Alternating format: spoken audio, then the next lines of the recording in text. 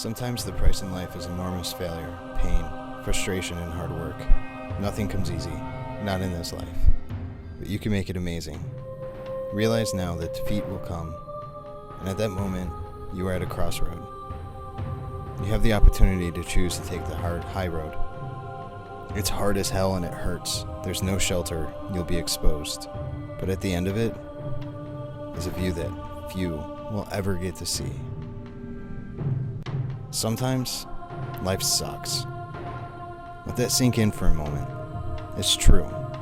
You may be like me and listen to motivational speakers who seem like they have everything together all the time. They'll tell you that with the right focus, the universe will hand you roses every day, and money, love, and happiness will seep from the walls like milk from a mother's teat. Like all shenanigans, sometimes life just plain sucks. Everything that can go wrong will go wrong, and against every better instinct you'll sit, stare, and these weird warm droplets of something will fall from your eye holes. Or maybe your fists will find themselves thrown through walls by some unseen force that you can't control. Either way things happen, life goes wrong, loved ones die. Defeat lingers at the onset of every new day. Your heart will ache, your soul will cry out for reprieve, and none will come. So what in the hell do you do? I propose in those moments you own it. You be authentic. If you cry, you fucking cry. If you punch a wall, you punch the wall. If you stare blankly into oblivion and wonder what it would be like to step into that oblivion, you own that too. And when you are done, when the tears have been shed, when the walls have been met, when oblivion has been explored, you stand up. You breathe deep, square your shoulders, and begin again. There are a hell of a lot of people out there that are smarter, better looking, and better spoken than I am. At the end of the day, what has made me more successful than these people has been my ability to get hit, knocked to my knees over and over again, and still be able to get back up and get going. No matter how much I've wanted to, I never gave up. But I've known a lot of people who have. I've known a lot of people who have been hit and have lost the courage to fight, the courage to get up again. There have been too many times to count where I felt like everything was lost. There have been too many times where I've lost the will to fight anymore, feeling like everything is lost and it's no use to get back up this time. But I've always had this thought that nothing lasts forever. Not success, not loss, nothing. Everything is temporal. The sun will always come up in the haze of the rising sun. It's always strongest after the darkest of nights. I was expelled from school in the 3rd grade. I watched my mother leave my father when I was 14. I was homeless at 15. I watched my friends walk away from me while I hung to life by a thread lying on a cold, dirty bathroom floor. I watched countless friends walk away, either by the end of a gun or because I was an asshole. I lost everything countless times and had to start over again. I have stood at the precipice of death myself too many times to count. Peered into the endless abyss and questioned my own existence, and each time, each event, stood up from my knees, bloody, broken, and feeling half the man I was, and had to recreate that existence.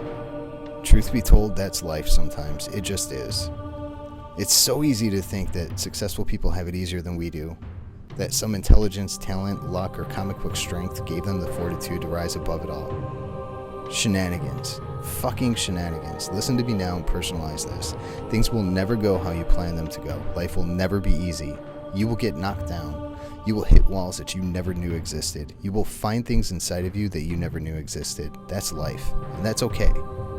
These difficulties and these challenges, if you let them, will be what helps to create the most beautiful tapestry the world has ever known. Examples? In 2011, when she was 24, Arunima was thrown off a moving train by muggers who wanted her gold necklace. She was thrown onto the opposite tracks and lost her leg when a train freaking ran over it. 2 years later, she became known as the first female amputee and the first Indian amputee to reach Everest summit. She says, "My left leg was amputated.